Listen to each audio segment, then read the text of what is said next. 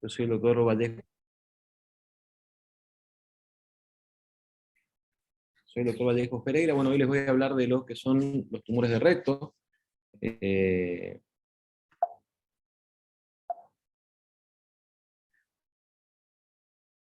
los objetivos que me tracé para esta clase, bueno, es la idea de que ustedes adquieran conocimientos básicos acerca de esta enfermedad en cuanto a sus factores epidemiológicos, la etiopatogenia de la enfermedad, que sepamos reconocer los signos y síntomas que nos permitirán sospechar esta enfermedad, que al final teórico ustedes tengan la capacidad de saber qué exámenes complementarios son los que hay que solicitar tanto para diagnosticar como para estratificar adecuadamente estos tumores, lo que va a ser fundamental para conocer después cuáles son las opciones terapéuticas que tenemos para tratar adecuadamente a estos enfermos. Y principalmente el objetivo principal que tengo para esta clase es que ustedes entiendan que es una patología altamente prevenible y curable cuando es diagnosticada en forma precoz y oportuna, por lo cual va a ser muy importante que conozcan los métodos de screening y también cuándo indicarlos, ¿sí? Como toda neoplasia, son tumores o son células que crecen sin control, pudiendo invadir los tejidos, tanto localmente como cuando alcanzan cierto estadio y pueden alcanzar tanto la circulación vascular como linfática, generar crecimiento a distancia o metástasis a distancia. Vamos a ver que el cáncer colorectal, pues vamos a hablar del cáncer colorectal o tumores colorectales, porque el colon y el recto tienen características muy similares en cuanto a la histología, a la forma de diseminación y demás. Sin embargo, como vamos a ver el recto por su localización anatómica, algunas características anatómicas tienen en algunos casos un comportamiento particular. En definitiva, los tumores van a ser fundamentalmente epiteliales, pero puede haber tumores carcinoides y tumores no epiteliales, como los sarcomas, pero son más bien raros y cuando hablamos de cáncer colorectal hablamos fundamentalmente del adenocarcinoma, que va a ser el responsable o va a estar presente en un 95% de estos tumores justamente. Si vemos la localización, vamos a ver que los tumores del recto alcanzan solamente un 20% de los tumores que pueden asentar en toda la geografía colorectal, con lo cual la incidencia o la prevalencia, si se quiere, es baja en cuanto a todos los tumores colorectales, pero como dije hoy, su comportamiento y algunas características hacen que sea particular, valga la redundancia. Si vamos a conceptos groseros de anatomía, tenemos que entender al recto como un tubo que tiene unos 12 a 15 centímetros de longitud, que va a tener un límite superior que es la unión recto-sigmoidea, que anatómicamente la podemos definir a la altura de la tercera vértebra sacra. Cuando trabajamos en cirugía es imposible contar las vértebras del interior de la cavidad abdominal de un enfermo o la cavidad pelviana, entonces vamos a referirnos a ese límite como el promontorio, que es esa zona donde el sacro hace como una prominencia hacia dentro de la cavidad de la pelvis. El límite inferior, que es la línea pectinia, también desde cirugía es difícil de apreciarlo dentro de la cavidad, y vamos a tomar como límite inferior la existencia del anillo anorrectal, que es la prosidencia que hace el haz rectal del elevador del ano, que lo envuelve totalmente de adelante hacia atrás al recto justamente. Va a tener 3 tercios, un tercio superior, un tercio medio y un tercio inferior. El tercio superior está totalmente cubierto por peritoneo, excepto en alguna parte de su cara posterior, lo que hace que los tumores que asientan en el recto superior sean igual que los tumores colorectales. Acá no, colónicos, digamos, no hay ninguna diferencia. En cambio, los que asientan en tercio medio, tercio inferior, la importancia va a radicar que son segmentos del recto que están cubiertos solo parcialmente por peritoneo, y eso hace que su forma de diseminación sea distinta y por lo tanto su forma de tratamiento también va a ser distinta. La irrigación está dada por las arterias hemorroidales superiores, medias e inferiores que van a llegar al recto a través del mesorrecto.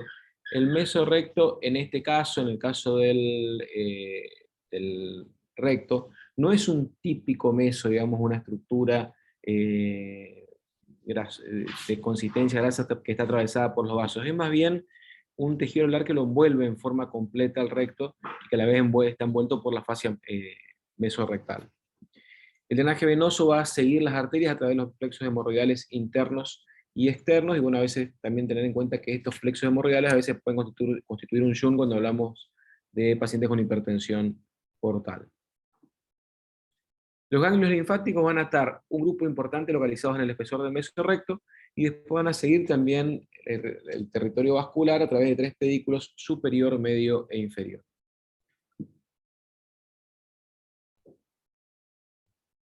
Si hablamos de epidemiología, tenemos que entender que el cáncer colorectal es hoy en día uno de los tumores más frecuentes. Se dice que es el tercer cáncer en frecuencia, tomando tanto hombres como mujeres. Detrás del cáncer de mama y de próstata, el tercero es el cáncer de pulmón, pero es la segunda causa de muerte por cáncer en ambos sexos: en el hombre detrás del cáncer de pulmón y en la mujer detrás del cáncer de mama. La incidencia es similar en ambos sexos, aunque hay una ligera prevalencia en el hombre, y es más frecuente a partir de los 55 años, aunque hoy en realidad estamos diciendo que es más frecuente ya a partir de los 45 años, si bien no hay trabajos que lo demuestren en forma fehaciente. En países como en Norteamérica empieza a hacerse los estudios de screening ya a partir de los 45 años, porque se está viendo una incidencia mayor a partir de esa edad. Es una enfermedad claramente prevalente en Occidente, lo que quizás tenga que ver mucho con la alimentación y con el estilo de vida. El estrés indudablemente influye mucho en la aparición de esta patología, y que ha ido aumentando su incidencia desde el año 1997 a esta parte, pero también ha ido disminuyendo los índices de mortalidad, probablemente debido al mejor acceso que tienen los pacientes a los métodos de diagnóstico precoz. Tenemos que saber la característica importante del cáncer colorectal: es que en más del 90% de los casos se originan en una lesión precursora, que son los pólipos. Ese es el motivo por el cual vamos a insistir tanto en los métodos de screening o diagnóstico precoz, porque si nosotros diagnosticamos la enfermedad en su etapa de lesión precursora, el pólipo, la curación está asegurada. Hay una progresión que se da del pólipo al cáncer, que se calcula que tiene un tiempo aproximadamente 10 años, aunque hay alguna forma, cuando hablamos de pólipos A cerrados, que por ahí excede a esta charla, donde ese tiempo de progresión se puede medir incluso a los 7 u 8 años, con lo cual lo ideal cuando uno hace métodos de screening como ser la colonoscopía es hacerlo cada 7 o 8 años, para estar siempre dentro de ese margen de progresión entre la aparición de un pólipo, desde su aparición a que se transforme en un cáncer.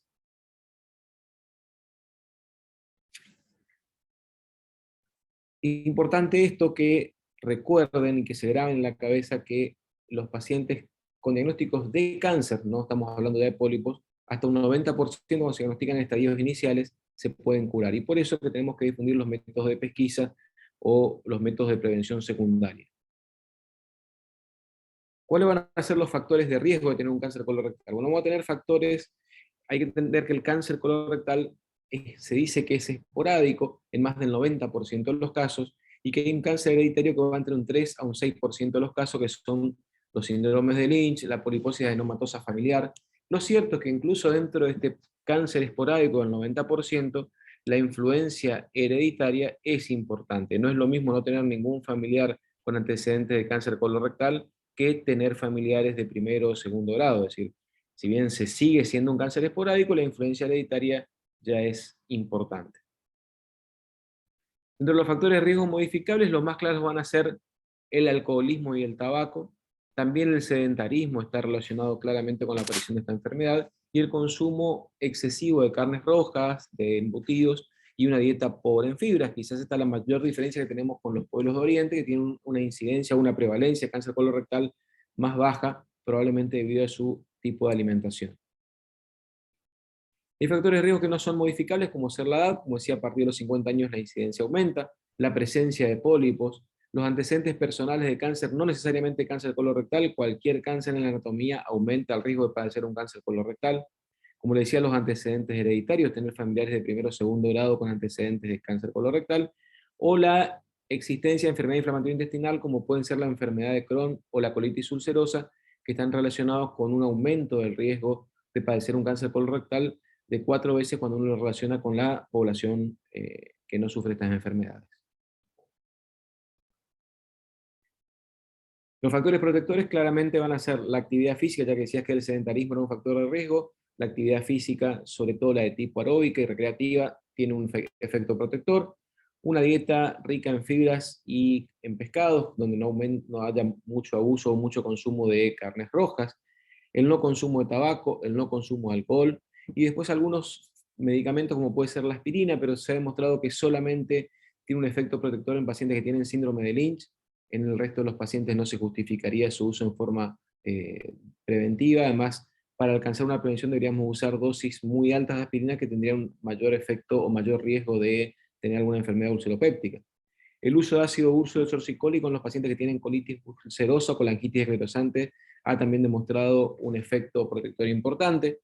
Y el calcio, a razón de 3 gramos por día, disminuiría la incidencia de adenomas y en forma indirecta, es decir, la incidencia de pólipos adenomatosos, y en forma indirecta, por lo tanto, disminuiría la incidencia de cáncer colorectal. Vamos a centrarnos ya en lo que es la parte clínica, y bueno, el cuadro clínico vamos a tener pacientes que podrán ir desde ser asintomáticos, que son los pacientes que tenemos que tratar de diagnosticar y buscar, a síntomas como pueden ser proctorragia, que es la presencia de sangre roja, rutilante, habitualmente que baña la materia fecal o sale separada de la materia fecal. La presencia de mucorrea, son tumores, estos adenocarcinomas habitualmente secretores de moco, con lo cual es habitual que el paciente refiere que cuando evacúa también evacúa moco. Y cuando tenemos un tumor que empieza a aumentar de tamaño y empieza a ocupar espacio en la luz del recto, aparecen el pujo, el tenesmo, también puede producir constipación porque obstruye el normal paso del contenido intestinal. Y lo otro que uno nota es el cambio en la morfología de las heces, que empiezan a hacerse más finas, acintadas para tratar de esquivar de alguna manera la obstrucción que está produciendo el tumor. Cuando aparece dolor, cuando aparecen síntomas urinarios por propagación local de la enfermedad y la pérdida de peso, estamos hablando de estadios habitualmente avanzados, donde el tratamiento curativo va a ser mucho más difícil de alcanzar. Tenemos que tratar de no llegar a ver pacientes con dolor, porque el dolor es uno de los síntomas de enfermedad avanzada. ¿Cómo se diagnostica? Fundamentalmente, voy a insistir nuevamente en el tema del diagnóstico precoz. Y para eso están los métodos de screening, ¿sí? Los métodos de screening son los métodos donde nosotros, el médico, vamos a buscar al paciente asintomático para tratar de diagnosticar la enfermedad. Los métodos de screening son varios. Podemos tener el test de sangre oculta en materia fecal, la colonoscopía, o videocolonoscopía, que quizás es el método de screening por excelencia. También podríamos hacer colon por enema, también podríamos hacer rectoscopía, pero lo cierto es que los dos métodos que han demostrado realmente utilidad es el test de sangre oculta en materia fecal y la colonoscopía. Yo el test de sangre oculta en materia fecal acá no lo cito, pero se los voy a explicar. Es un test, hay también distintos tipos de test. El que se usa hoy en día es el test inmunohistoquímico. Habrán escuchado también hablar del test de Guayaco. La diferencia entre uno y otro es que el inmunohistoquímico no necesita preparación del paciente, es decir, el paciente puede estar comiendo su dieta habitual, no hay ningún inconveniente porque detecta solamente sangre sin digerir. Con lo cual, si el paciente tiene algún sangrado gingival o tiene algún sangrado por una gastritis o una úlcera gástrica, esa sangre no va a ser diagnosticada, no va a ser detectada por el test de sangre oculta en materia fecal con método inmunohistoquímico, lo que sí sucedería con otros tipos de test como puede ser el test de Guayaco. Lo que tiene el test de sangre oculta en materia fecal es que hay que repetirlo en forma anual, es decir, uno se hace siempre que sea negativo todos los años. Ahora, cuando el test es positivo, el paciente tiene que ser sometido a una colonoscopía. En cuanto a la colonoscopía, igual que el test de sangre oculta en materia fecal, se empieza a partir de los 50 años en pacientes que no tengan antecedentes familiares o personales de cáncer colorectal. En cambio, cuando hay antecedentes familiares o personales, se empieza a los 40 años o 10 años antes de la enfermedad de presentación en su familiar. Es decir, si tenemos un familiar que empezó con el cáncer diagnosticado a los 40 años, esta persona debería empezar a estudiarse a partir de los 30 años. Porque siempre que aparezca la enfermedad precoz, en edades más tempranas que los 50, uno tiene que pensar también que el componente hereditario es mayor y que probablemente la agresividad también del tumor sea mayor. Si cuando hacemos una colonoscopía encontramos un pólipo en estos pacientes, hay que repetir dentro de los próximos 3 años por dos motivos. El más importante es que la colonoscopía, aún en las mejores manos, tiene un 25% de falsos negativos. Es decir, que hay hasta un 25% de pólipos que se pueden escapar a la visión del endoscopista, ya sea porque estaban ocultos en algún resto de materia fecal o porque estaban ocultos en algún pliegue. Entonces es importante, si diagnosticamos un pólipo, pensar que hay alguno que se nos puede haber escapado y dentro de los 3 años repetir para evitar que ese pólipo pueda hacer la progresión de pólipo a cáncer.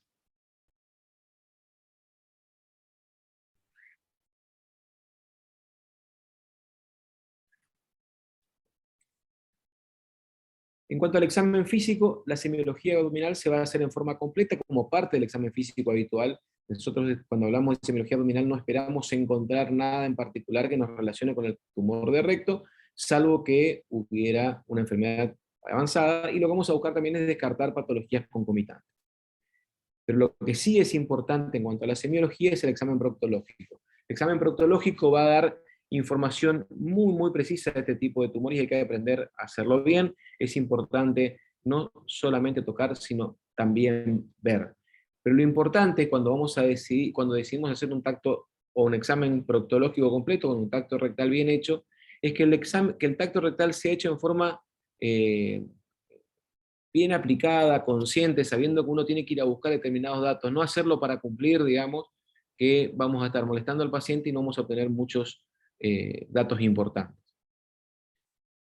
El tacto rectal nos va a permitir ver el tono del esfínter, que si bien el tono del esfínter no tendría mucha relación con la enfermedad, tiene un valor médico legal importante, porque si un paciente que vamos a someter a un tratamiento quirúrgico y el paciente queda con una incontinencia, y resulta que tenía un esfínter que ya estaba hipotónico previo a la cirugía, es un dato de importancia legal.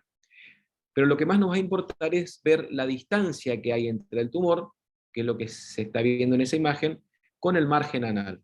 Eso va a ser muy importante para el tratamiento que vamos a hacer en estos enfermos, porque uno tiene que asegurar un margen distal de resección cuando decidimos por la cirugía como un método de tratamiento de al menos 1 centímetro.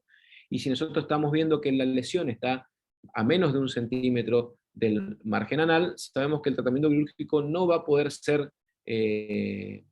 efectivo, salvo que sometamos al paciente a una cirugía muy amputativa, justamente que es la amputación abdominoperineal o operación de Magg. Lo otro que vamos a ver es si el tumor es móvil, si lo podemos movilizar, pues si lo podemos movilizar estamos hablando de un paciente con estadios iniciales de la enfermedad, habitualmente estaremos hablando de un estadio 2, mejor dicho un T2, acá no podemos hablar de estadios solamente con el tacto, ver si está fijo a la capa muscular, si está fijo al sacro, o incluso no puede determinar con el tacto si hubiera nódulos en el espesor del mesorrecto, que nos hablaría ya de infiltración ganglionar.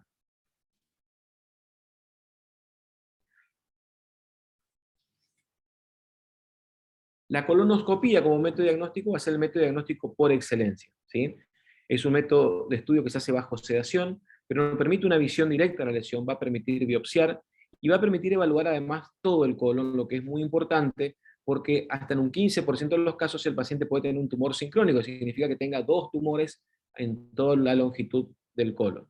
Ahora bien, hay veces que el tumor de recto es de tamaño importante e impide el progreso del colonoscopio, con lo cual nosotros hacemos la colonoscopía, llegamos a un tumor que puede estar a unos 7, 10 centímetros, 12 centímetros del margen anal y no permite progresar el endoscopio, con lo cual no sabemos si hay algún tumor sincrónico en el colon descendente, transverso, ascendente, ciego, etc. ¿sí? En estos pacientes hoy en día lo que podemos ofrecer es otro estudio que es la colonoscopía virtual, que es un estudio donde el paciente es sometido a una tomografía multicorte y un software que tiene este sistema de tomografía permite reconstruir el colon y tener una imagen muy similar a la que uno tiene con la videocolonoscopía.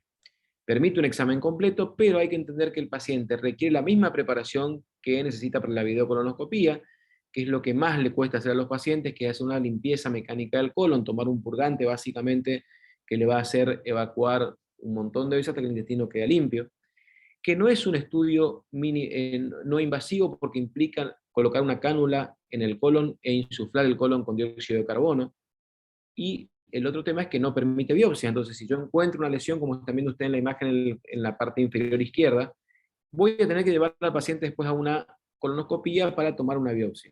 Entonces, nosotros le indicamos como complemento en el paciente que no pudimos estudiar el colon proximal a la lesión, que tiene una lesión que era estenosante, impedía el progreso del colonoscopio. Hay gente que dice, no, bueno, tengo un paciente añoso, un paciente con riesgo quirúrgico elevado o riesgo anestesiológico elevado, le indicó la colonoscopía virtual.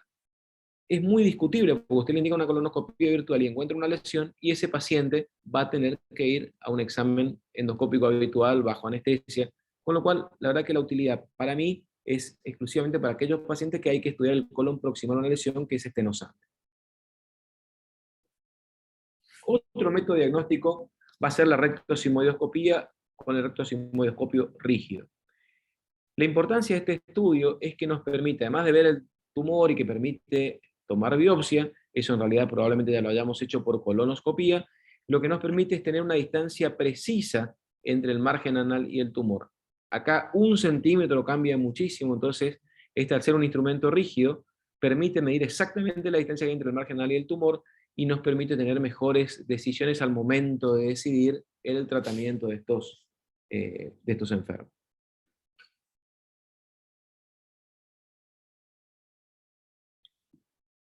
Si hablamos de diseminación, ¿cómo se va a diseminar esta enfermedad? Lo puede hacer por vía hematógena, habitualmente va al hígado y cuando consigue pasar el filtro del hígado puede producir metástasis pulmonares. Es muy raro que haya metástasis a distancia en otro sitio que no sea en el hígado o el pulmón. Y por vía linfática, que también puede extenderse regionalmente. Es importante, por eso cuando uno encara la cirugía a estos pacientes, que la cirugía implica no solamente sacar el tumor, sino sacar todo el tejido que rodea al recto, para asegurarnos que nos estemos llevando todos los ganglios que puede haber en la zona. Y también puede crecer por contigüidad e infiltrar órganos vecinos. Entonces, además de los métodos de diagnóstico que habíamos visto para diagnosticar la enfermedad, vamos a tener método de diagnóstico para estadificar la enfermedad, para tratar de identificar previo al tratamiento si la enfermedad tuvo diseminación a distancia o si tuvo diseminación locorregional. Uno de los estudios que no disponemos acá en el Nordeste es la ecografía endorrectal 360 grados. ¿Sí? Este es un estudio que va a permitir diagnosticar si el tumor invade órganos vecinos, pero lo que es más importante, va a permitir estadificar correctamente hasta qué capa del recto está involucrada en el tumor. Si vemos una imagen de cómo se ve la ecografía endorrectal, vamos a ver que uno coloca un balón a través del ano para llegar al recto y va a identificar distintas capas, ¿sí?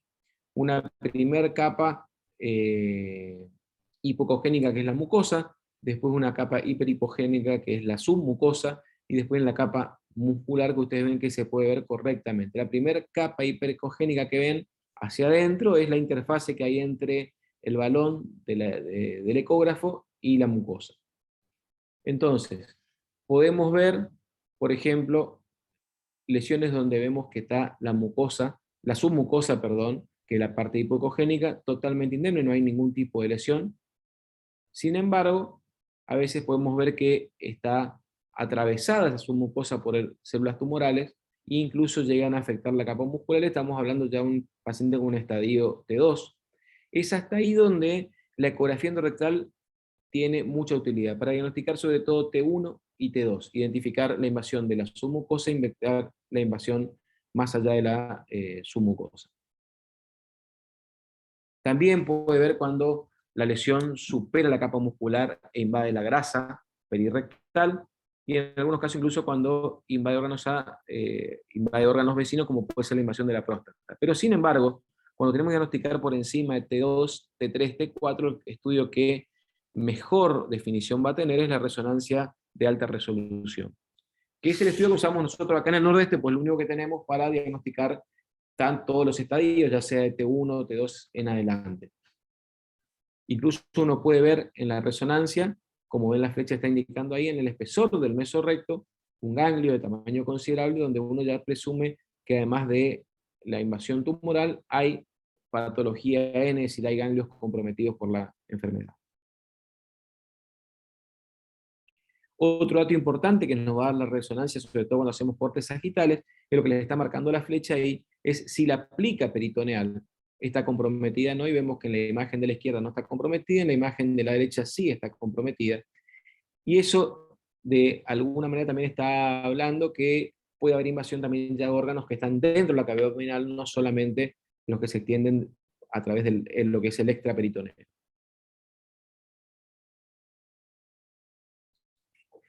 ¿Qué vamos a buscar entonces con la evaluación preoperatoria, esta estadificación preoperatoria de estos enfermos? Evaluar la extensión regional, que vamos a hacerlo con ecografía o resonancia de alta resolución. La extensión a distancia, si vamos a ir a buscar si hay metástasis en el hígado o en el pulmón, lo que podemos hacer con una ecografía abdominal, también podríamos hacer una radiografía de tórax. Sin embargo, lesiones pequeñas pueden escaparse tanto a la ecografía como a la radiografía, y en este caso, el estudio ideal para estadificar va a ser la tomografía de tórax, abdomen y pelvis con y sin contraste oral y endovenoso, hay que pedirlo de esa manera, para que si uno ve una lesión en el hígado, evaluar cómo se comporta con el contraste y poder definir si se trata de una metástasis o no. Y muy importante entender que la evaluación preoperatoria también implica la evaluación de todo el colon para determinar si hay lesiones sincrónicas que se deberían tratar al mismo tiempo que tratamos el tumor que nos está ocupando. También es normal que en la evaluación preoperatoria pidamos marcadores tumorales como ser el antígeno carcinoma embrionario, SEA o el CA19-9. Estos estudios, estos marcadores no nos van a servir para diagnosticar, si bien hay trabajos que dicen que cuando, o que demuestran que cuando los marcadores tumorales, sobre todo el SEA, está muy elevado en el preoperatorio, implica un peor pronóstico. Pero la importancia de estos exámenes de laboratorio va a ser para el control posoperatorio del enfermo, porque cuando aumentan en el posoperatorio, indican la posibilidad de una recidiva o una recaída del tumor. ¿Cómo vamos a estadificarlo? Bueno, yo les voy a contar un poquito la estadificación de Dukes y Aster y Kohler por una cuestión de importancia histórica que ustedes tienen que conocer, pero la clasificación que utilizamos hoy en día es el TNM. Y vamos a ir viendo que en realidad en algunas cosas son muy parecidas. Si hablamos de estadificación de Dukes, hablamos de una estadificación que hizo ya por el año 1950 en adelante. Él estadificó en un estadio A, que era el tumor que estaba limitado a la pared del colon, que no se propagaba a los tejidos vecinos ni extrarrectales y no había metástasis ganglionares. Una supervivencia sobrevida a 5 años mayor al 90% de los casos. Pero si cuando veamos el T vamos a ver, o la estadificación TNM, vamos a ver que dentro del estadio A había tumores que estaban invadiendo la mucosa, la submucosa, la muscular, es decir, estábamos incorporando el T1, T2 y T3 en un solo estadio, lo cual hacía que uno estuviera comparando muchas veces pera con manzanas y eso no es correcto. El estadio B, cuando el tumor se extendía a los tejidos extracólicos, o había metástasis a distancia, o tejidos extrarrectales, o había metástasis ganglionares. Acá la sobrevida bajaba al 70%, y el estadio C es cuando ya existían, metástasis ganglionares y la sobrevida bajaba claramente a menos de un 30%.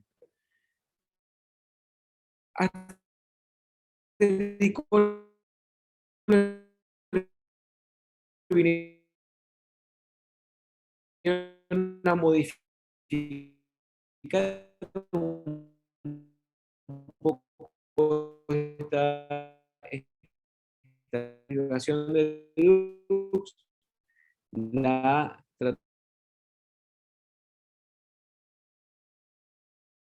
tratativa como el tumor que estaba solamente limitado a la mucosa, podía llegar, un T1 que cuando invade la submucosa, un T2 cuando invade la muscular sin sobrepasarla, el T3 cuando sobrepasa la muscular, invade la serosa, la grasa pericólica, y el T4 cuando invade órganos adyacentes o, como la resonancia que les mostraba hoy, invade la cavidad peritoneal, invade la plica peritoneal. La afectación ganglionar va a depender de la cantidad de ganglios afectados. Si hay hasta 3 ganglios, un estadio, un N1, si hay 4 más N2, y cuando hay metástasis a distancia sería un M1. Entonces, si vamos en cuanto a lo que es estadio, vamos a ver que el estadio 1 es aquel tumor que invade hasta la muscular, ya sea submucosa o la muscular, pero sin ganglios ni metástasis a distancia. El estadio 2 también está descartando ganglios y metástasis a distancia, pero ya invade la grasa pericólica o la serosa o órganos adyacentes, si son tumores localmente avanzados, pero sin metástasis ganglionares o a distancia. El estadio 3 es el que tiene metástasis ganglionares y el estadio 4 el que tiene metástasis a distancia.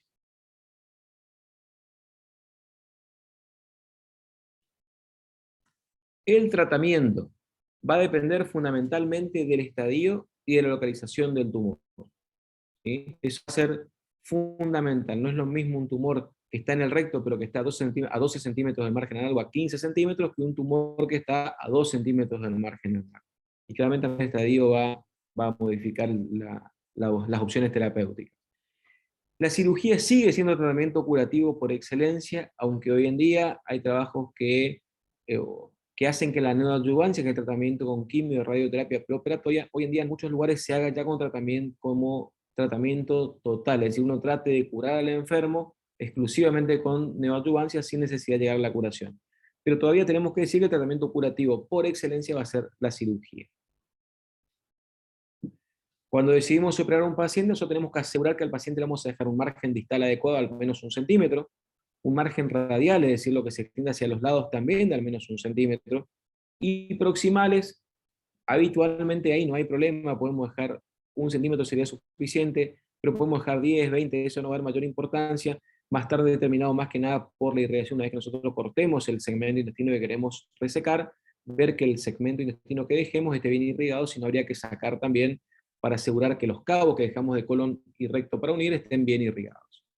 Esa imagen que ustedes están viendo abajo es la imagen del mesorrecto, que es la grasa que envuelve al recto, y que es muy importante cuando operamos que esté indemne, así enterita como se le ve ahí, porque eso asegura que haya un margen radial suficiente para que la cirugía tenga intención curativa. Siempre que decidimos operar a un paciente, la intención tiene que ser hacer una cirugía con intención curativa, donde uno está sacando todos los ganglios que pueden estar asociados a la enfermedad, de manera que evitamos dejar al menos lesiones de tipo macroscópico.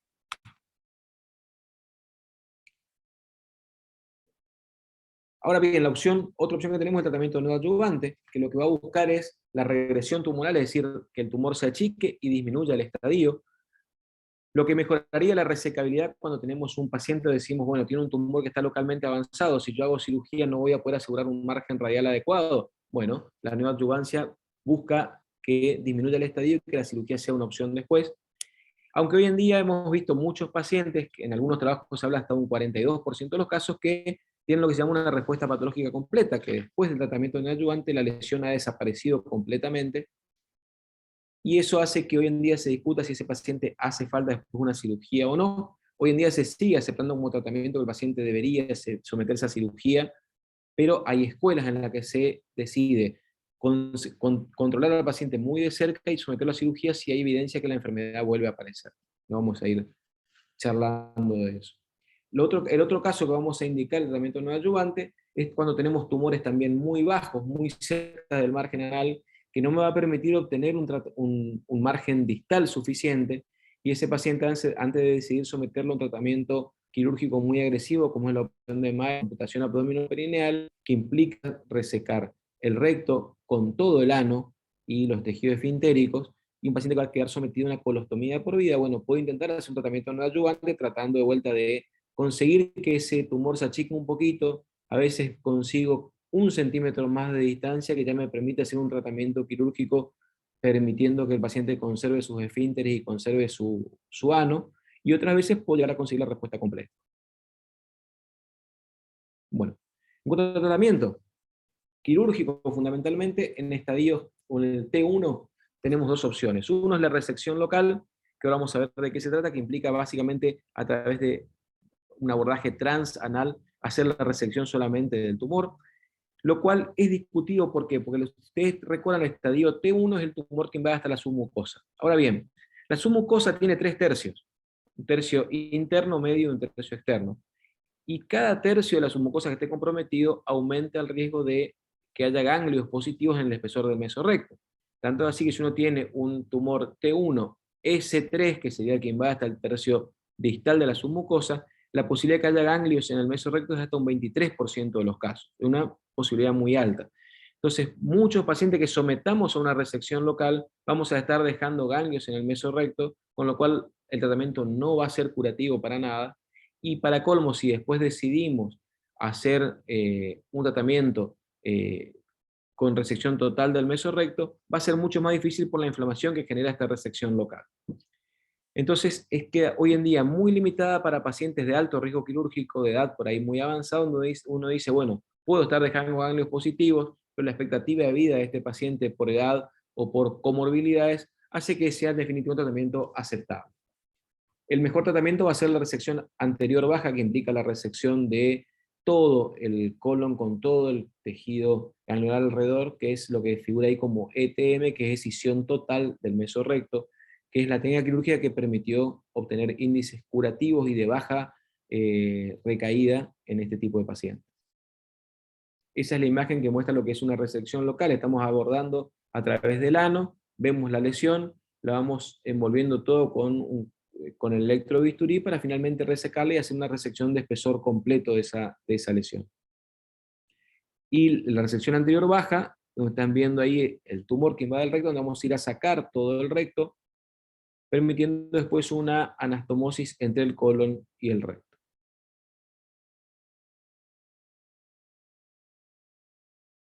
Ahora, el estadio T2, la resección local acá tiene menos indicación todavía, porque estamos hablando de, acá sí la posibilidad mayor al 30% de que hubiera compromiso de algún ganglio. Es decir, ustedes recuerden, nosotros test solamente estamos hablando del sector local, no podemos saber qué está pasando en los ganglios o a distancia. Entonces la resección local acá prácticamente no, salvo de vuelta de pacientes con alto riesgo quirúrgico, donde uno sabe que está haciendo una resección de alguna manera paliativa. La indicación quirúrgica va a ser la resección anterior baja con escisión total del mesorrecto, y cuando los tumores son muy bajos, tanto ahí también aplicamos para el estadio 1 la neoadyuvancia como método de disminuir la estadificación, el estadio del tumor, y que después tengamos la posibilidad de resecarlo, o que en algunos casos incluso se cure. Bien, esto ya prácticamente hoy en día no se discute, ¿sí? Si tenemos un tumor con estadio avanzado, hacemos cirugía seguida de quimio-radioterapia, que es lo que se conoce como tratamiento adyuvante, o hacemos neoadyuvancia seguida de cirugía. Hoy la opción que se tiene que realizar es la neoadyuvancia seguida de cirugía. ¿Por qué? Porque está demostrado que el tratamiento, sobre todo la radioterapia, que es la que va a actuar localmente, tiene mucho mejor efecto, mucho mejor resultado cuando estamos hablando de un tejido virgen, es decir, que no fue agredido con la cirugía, que no hay inflamación postquirúrgica. Ese tejido va a responder mucho mejor a la radioterapia, con mayor índice de regresión tumoral, que cuando lo hacemos después de una cirugía. Con lo cual hoy en día eso ya no se discute, la neoadyuvancia, siempre que tenemos un paciente con estadio avanzado, hay que, y que digamos que la cirugía no va a poder, no permite obtener márgenes de resección adecuados, la opción es la neoadyuvancia seguida de cirugía. Y las opciones de resección quirúrgica van a ser la resección anterior baja con escisión total de mesorrecto, y en los casos que no podamos asegurar un margen distal, la resección abdominoperineal u operación de Mayer, que básicamente va a consistir en resecar todo el recto con el ano, y el paciente va a quedar con una ostomía que va a ser ya definitiva.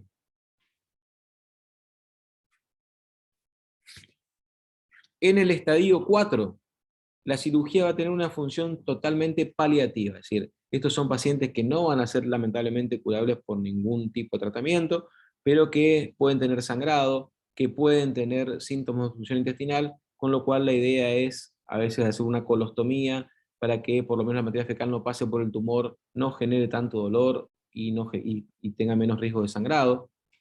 El tratamiento oncológico también es muy discutido, porque sabemos que no hay una intención curativa, pero sin embargo puede prolongar en algo la sobrevida del enfermo, y también la radioterapia se asocia con disminución del dolor cuando el paciente lo tiene, pero básicamente lo que vamos a buscar en este estadio es asegurar la calidad de vida del enfermo. Entonces, como conclusiones, entender que es una enfermedad curable, ¿sí? El cáncer colorectal es una enfermedad curable, pero sobre todo cuando lo diagnosticamos precozmente. Y recordar que cuando el paciente tiene síntomas, ya estamos viniendo atrás. Ya vamos a tener que, la enfermedad corre por delante nuestro, vamos a tener que alcanzarla, y muchas veces eso no va a ser posible. Entonces, meterse en la cabeza en los métodos de screening, la colonoscopía indicada a partir de los 50 años, o incluso a partir de los 45 años, podemos empezar a decir hoy en día, como indicamos la mamografía para la detección de cáncer de mama, como indicamos el Papa Nicolau para la detección del cáncer de cuello uterino, la colonoscopía, tanto para hombres como mujeres, para diagnosticar estadios iniciales o incluso lesiones precursoras, es fundamental.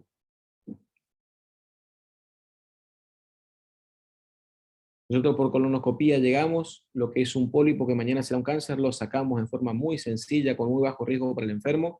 Entonces, insistir con esto, ¿sí? Lo otro es aprender a estadificar al enfermo. Recordar que es muy importante la estadificación. Un paciente que está mal estadificado es un paciente que va a estar mal tratado. Lo que decíamos antes, tenemos un paciente que tiene un estadio localmente avanzado, lo sometemos a cirugía, vamos a estar condenando a ese paciente a seguro una recaída local de la enfermedad, que son muy difíciles de tratar. En cambio, cuando lo diagnosticamos precozmente, correctamente, y decimos, no, este paciente se va a favorecer tratamiento neoadyuvante previo a la cirugía, ese paciente seguramente disminuimos mucho los índices de recaída, con lo cual los índices de curación y de sobrevida libre de enfermedad aumentan muchísimo.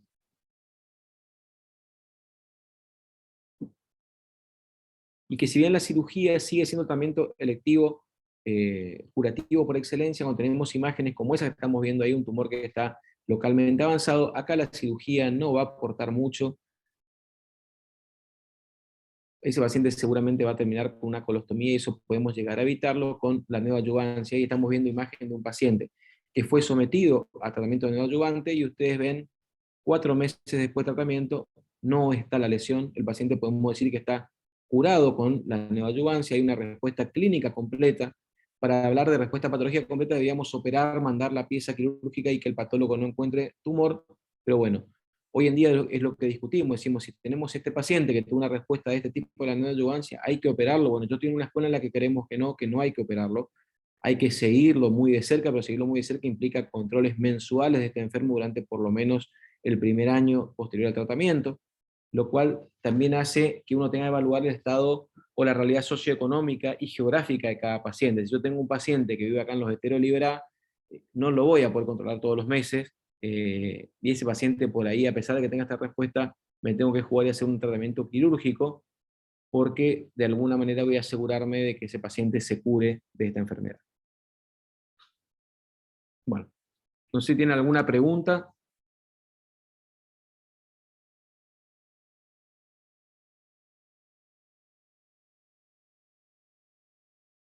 No, todo muy claro. ¿Cómo? Alguien preguntó algo, pero no escuché. No, que todo súper claro, se entendió re bien. Bueno, perfecto, chicos. Después la otra Marco ya va a subir la clase al aula, así que la van a tener también en el aula virtual. Bueno, muchísimas gracias por su atención. Les dejo un saludo. Dieguito, nos vemos. Gracias, doctor. Que tenga buen día. Gracias. Hasta luego. Hasta luego.